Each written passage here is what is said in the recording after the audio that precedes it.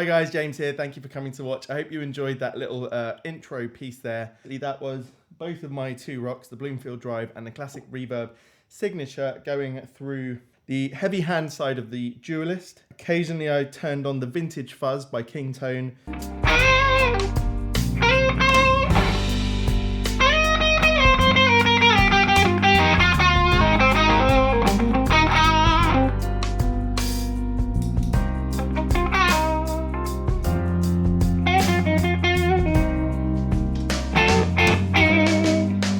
Fuzz is really far down, and so is the volume. It's just there for a hint. And then there was the Fender Tremolo, but it's not doing a lot. And I was just trying to get that broken up tone, sort of a...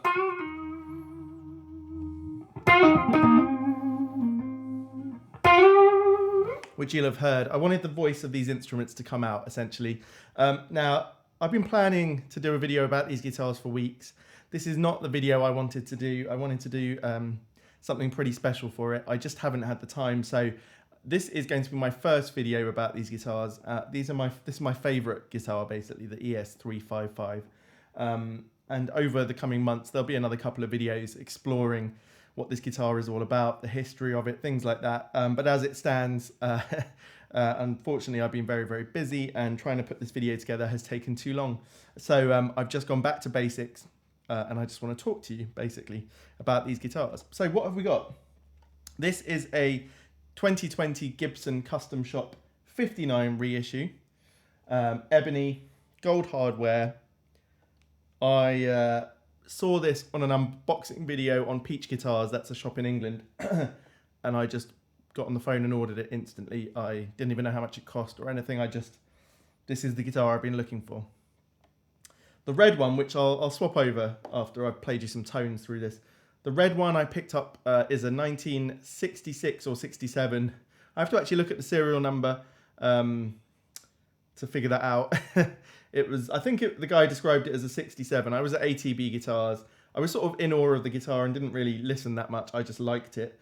I know it doesn't have PAFs. It's got patent number pickups. They're lovely, but they're not, I'm not saying they're the best pickups in the world, but they do some justice to this guitar. But we'll get onto that one in a minute. I thought I'd just give you a little rundown of what the 355 is. So I've got a trusty piece of paper here. I've made a few notes. So basically the ES stands for electric Spanish. It's a quaint sort of old terminology. And of course, guitars, as we know them, really stem from that beautiful classical Spanish guitar, which is actually how I started playing.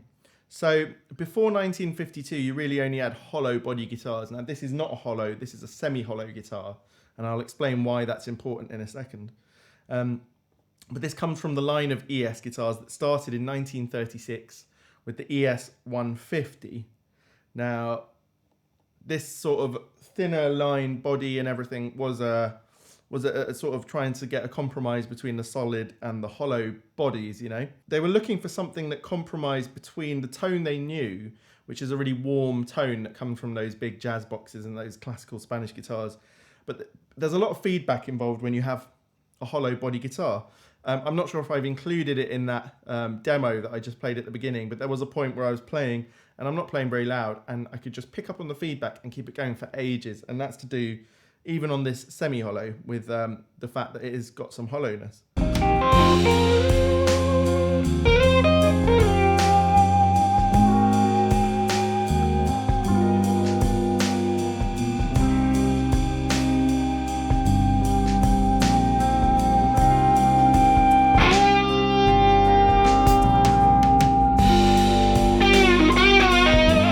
So let's skip forward a little bit. This stems from that line of 150s, and there are loads of different guitars, different model numbers and everything that came up through the years.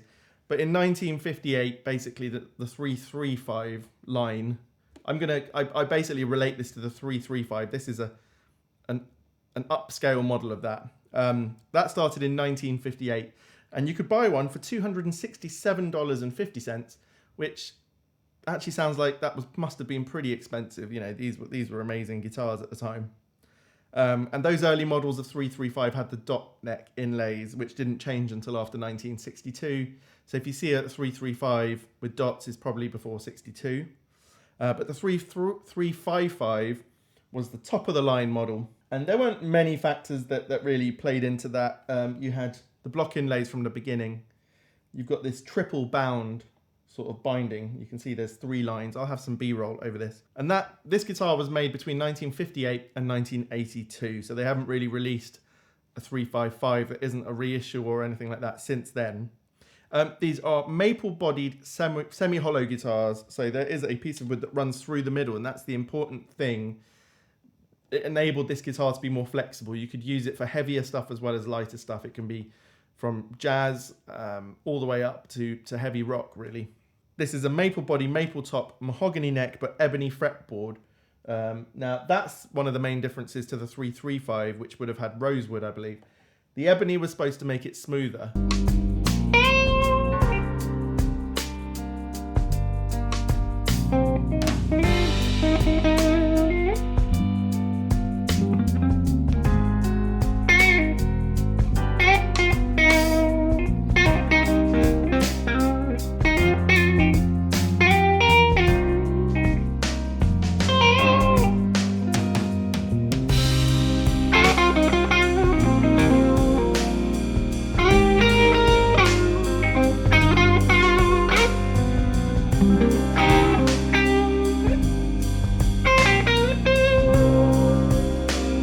Until I get a 335, which I will one day as part of the collection, we won't know what the difference is. I won't know what the difference is, you might. Now, this being the reissue, this has custom buckers. Those are Alnico 3, has an ABR1 bridge, Clusen type tuners. These are, yeah, they look like lovely old vintage style tuners. And this must have been made in Memphis. The semi-hollows used to be made at Kalamazoo, if you've heard of that. So yeah, that's the history of this, and I'll go into a couple more details when we pick up the red one, which has a few more options that you could order back in the day. So what sound was I trying to get, and how did I get there? Well,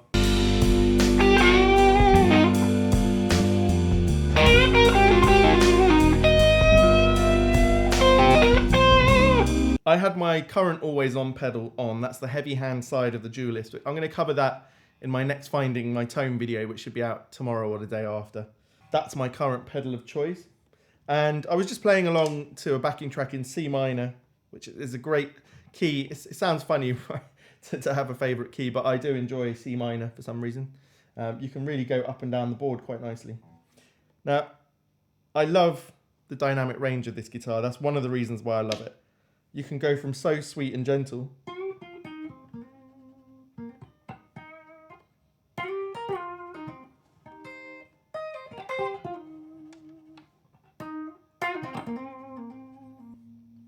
it just has such a sweet tone.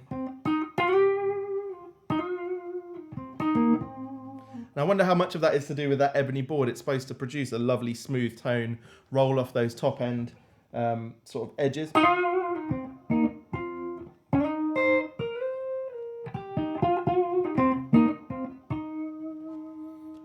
And being, this is such a high quality guitar from the Custom Shop, the volume knob is really wonderful to play with. It just,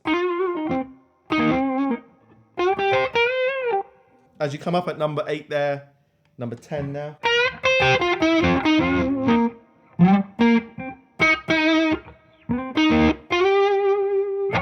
It's warm, but it's not too heavy, like if I was playing my Les Paul, it would pick up on those notes and carry them a bit more.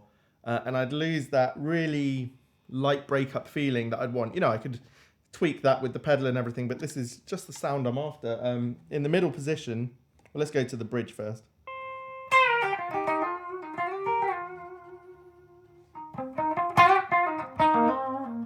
Normally, I'm not a huge fan of bridge pickups.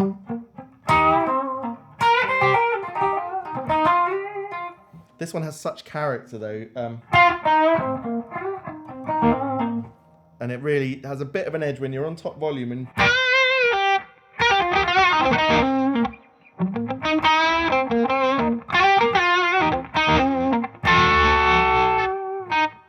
just for the climax of any sort of blues piece when you want to blow people's heads off, it's fantastic. And then of course, the position I end up spending a lot of time in is the middle position, where you can really play.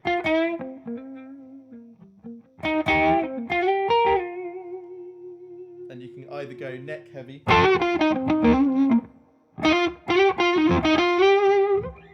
or more bridge heavy.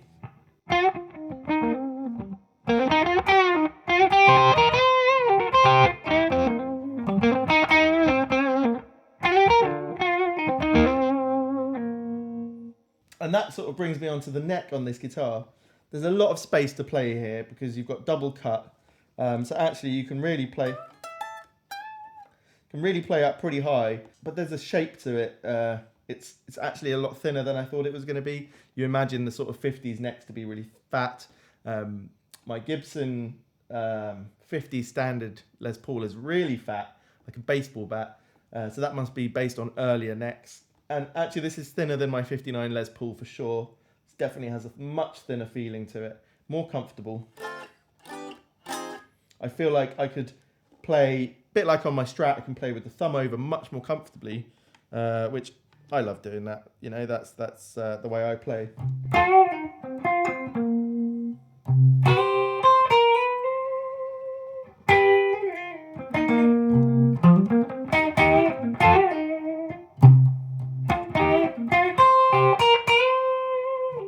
And actually the comfort of the neck is, the whole guitar is incredibly comfortable. It having this big but very light body, it just sits with you. It sort of wraps around you, and you feel really, really comfortable. What else can I say about it? It's just, to me, one of the most stunning guitars. Just really makes, you know, obviously, you know, this is my opinion, and I'm not saying this is the greatest guitar, the best guitar. You know, you have days where you only want a Strat, a Tele, a Les Paul, whatever. If you're lucky enough like me to have a collection. But I always come back to this. This is for me, the beginning of the blues sound that I grew up listening to.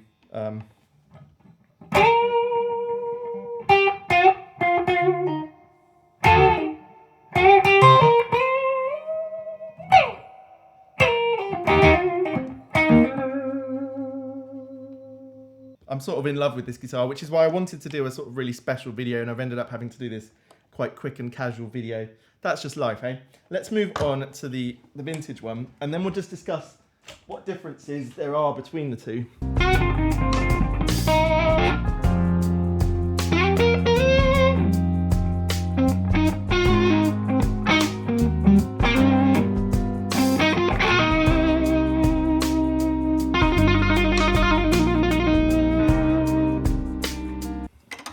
So this is the real vintage.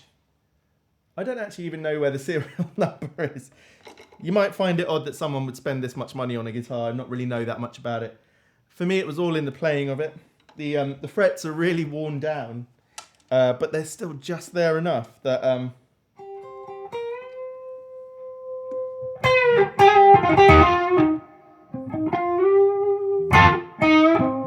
it's got a bit more sparkle, a bit more edge.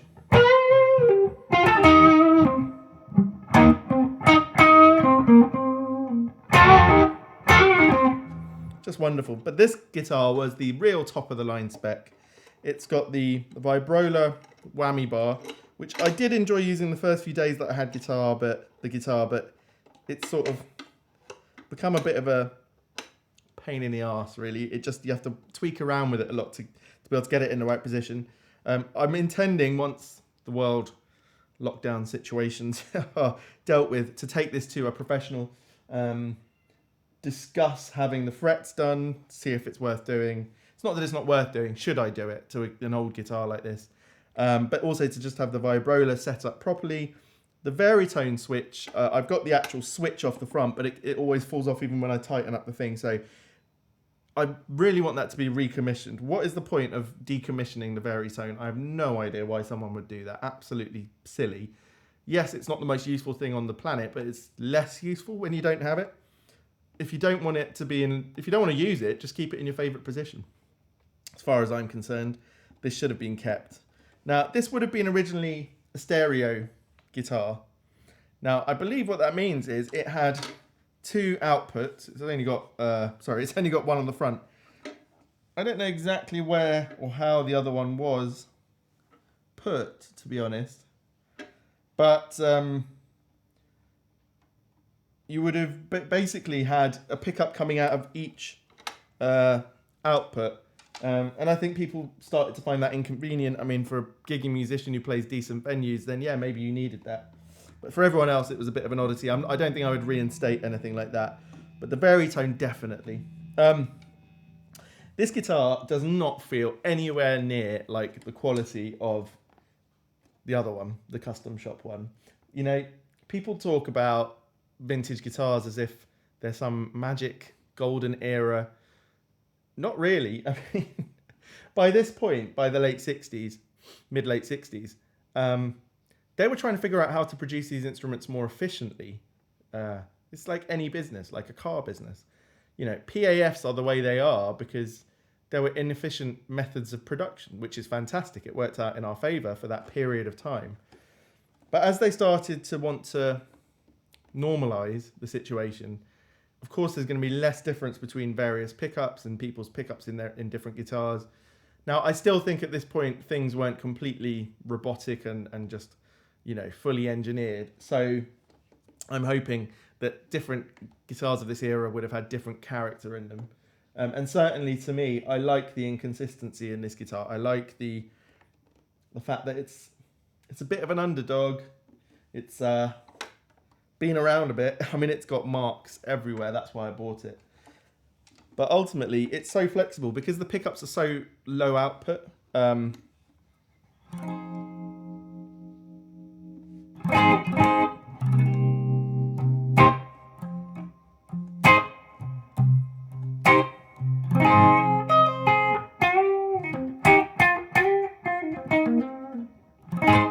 That's one of the things I love about it.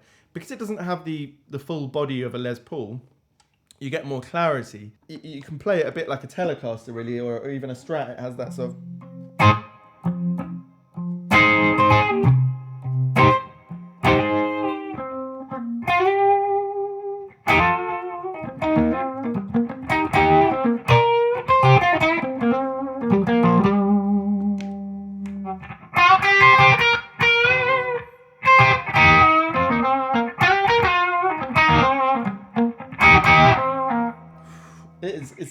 It's not that pickup is hot on either guitar, the bridge pickup, but it's just really, it picks up on the real trebly notes of this guitar, and it's a great thing to have in the middle of a blues piece. You know, for me, this guitar is all about the blues. I probably wouldn't play it for rock stuff, even though you definitely can. But, you know, you're going from...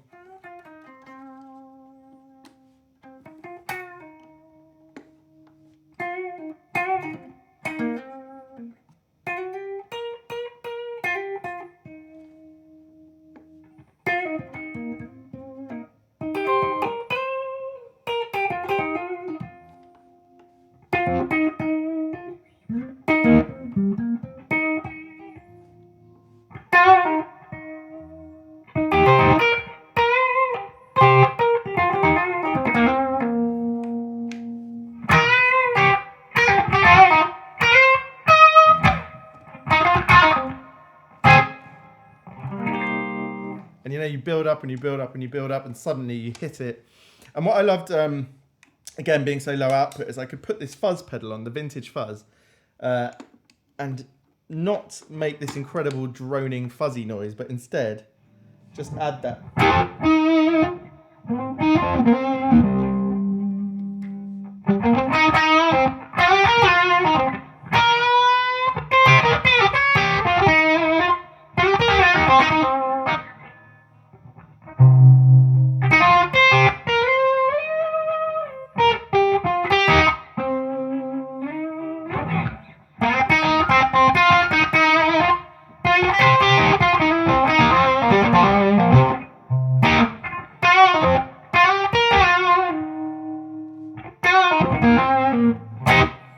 There's a lightness to it that it's really tantalizing, you know. It never goes so over the top that it just rolls on into that sort of mega overdriven state. You can really keep this dynamic.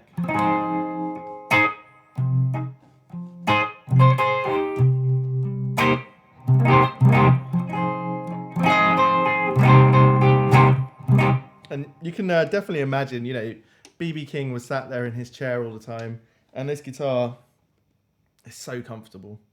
You know, he never really had to rearrange or feel uncomfortable. You don't have to contort your body down into positions for the little sort of Les Paul shape that sits down here. It's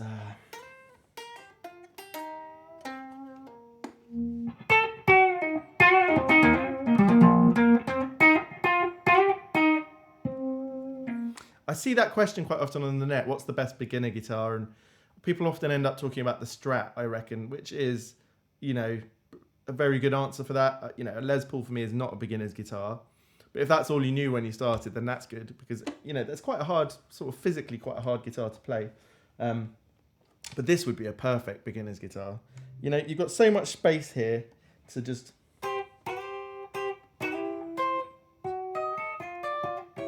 to sort of finger pick. Double cutaway, you've got enough space to learn the fretboard. And you can make this thing sound pretty heavy. Let's get the other one back on. So if you're looking for flexibility, don't think that this is just about one sort of sound.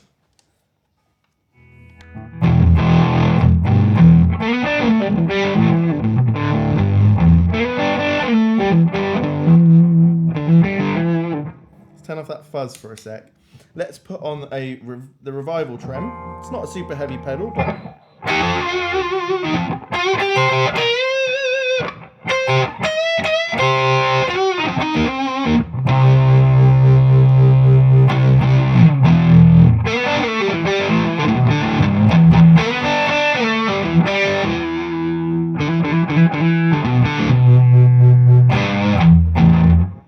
Stick the delay on.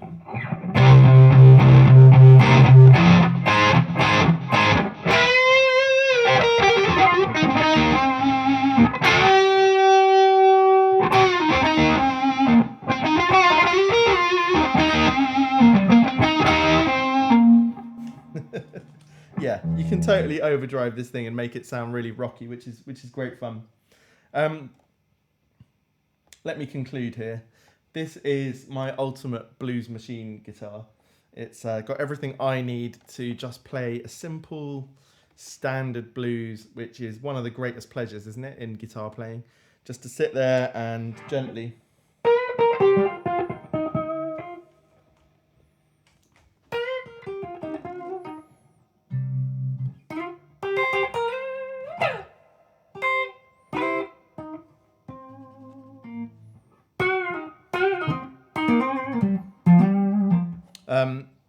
endless tweaking, but also just naturally good sound that comes out of this guitar. It's resonant, but it's sweet. It's not heavy sounding. It's not heavy feeling. It's a light guitar. It's beautiful to look at, if that's important to you. It is to me. You want to be happy when you look at it in the morning.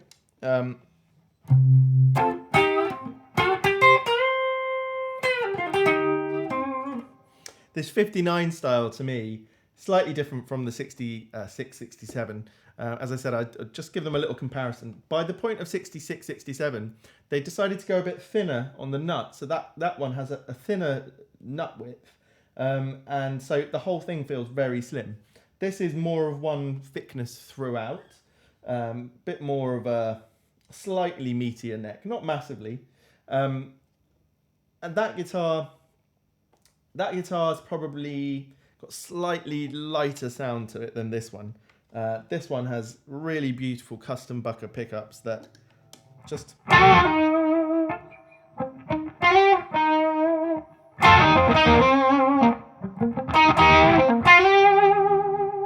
just a bit more body to the notes. That's not a plus or a negative. They both, to me, the reason I have both of them is they do quite different things. The red one is, for me, better for the sort of really cool stratty style rhythm stuff that's become really popular now. You know, that sort of...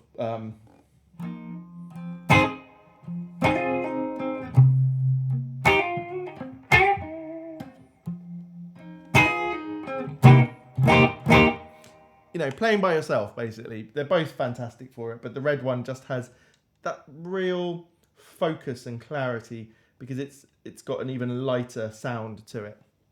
And this one is an absolute beast when it comes to...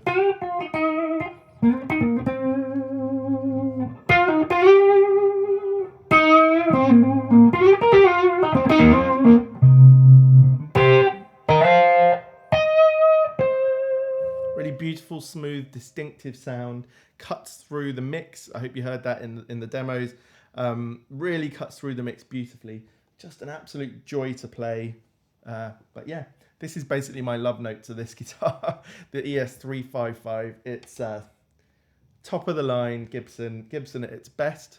I don't really have anything negative to say. They stay in tune. They're light, resonant, sound fantastic. Ultimate tone machines, and you know, this guitar feels like me, so it makes me super happy. So anyway, that's enough of me going on about how much I love this guitar. You're going to see a lot more of these on the channel. Obviously, when I do lots of demos and things, I try and use all my different guitars at various points so that people get a good idea with a Strat or a Tele and a Les Paul or this or whatever. But when it's just me playing by myself, often this is what I'm playing with. Absolutely love it. And if you want to see this guitar more on the channel, if you want to see more videos about this guitar, maybe comparing it to the Les Paul, I think that's an interesting thing to do, and comparing it to a Telecaster as a blues machine, then please subscribe to the channel to see videos like that. Give this video a thumbs up, and hopefully I'll see you next time. Cheers.